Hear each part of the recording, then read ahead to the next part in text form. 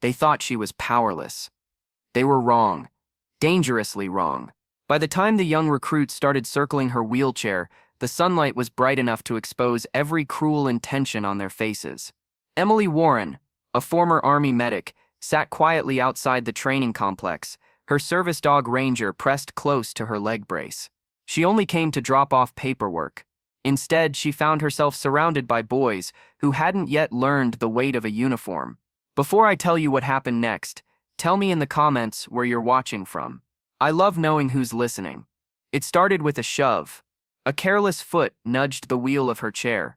Another kicked dust toward Ranger's nose. Then a third, too bold, too loud, laughed as he pushed her chair backward an inch, pretending it was a joke. Emily kept her voice steady, though her hands trembled against the armrests. "Don't touch me, and don't touch my dog." But the words came out softer than she intended. Not weak, just tired from fighting battles people couldn't see. She tried to wheel herself away.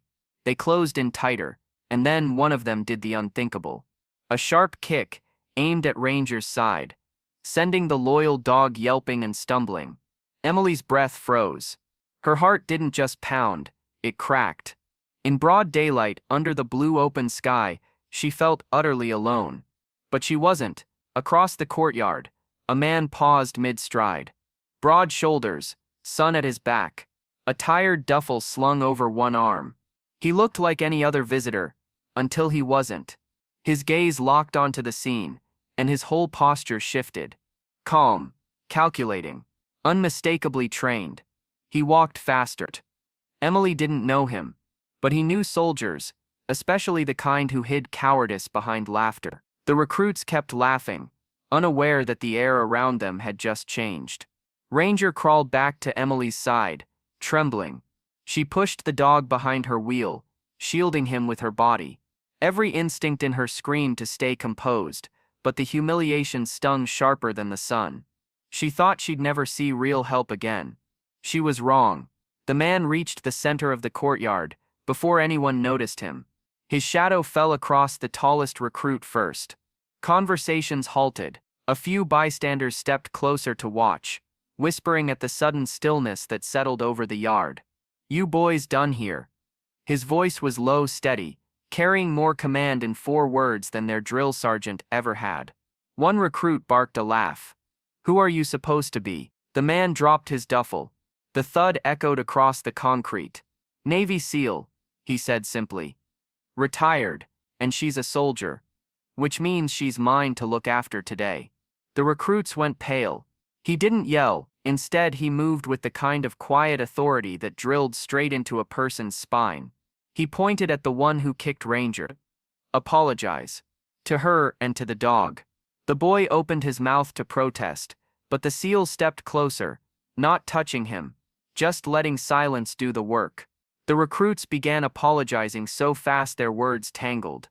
A small crowd gathered, murmuring, applauding softly when Ranger was gently petted by trembling hands. Emily felt the heat rise in her cheeks, but this time it wasn't shame. It was relief, mixed with something unexpected, gratitude she didn't know how to express. When the courtyard finally cleared, the SEAL crouched beside her. "You okay?" Emily nodded. "They're just kids." He shook his head. "No, they're future soldiers, and today they learned what that actually means." She breathed in deeply, letting the warm daylight settle around her. The fear loosened. The weight lifted. Ranger pressed into her hand, calmer now. Before leaving, the SEAL said one last thing. Quiet, but strong enough to stay with her long after he walked away. "Respect is part of the uniform. Some learn it late. Some learn it the hard way. But everyone learns it." Emily watched him disappear into the brightness, knowing a single moment of courage had shifted something bigger than the scene itself. Because kindness doesn't vanish. It waits, and it finds its way back. And in the brightest hours of the day, even shadows reveal who we really are.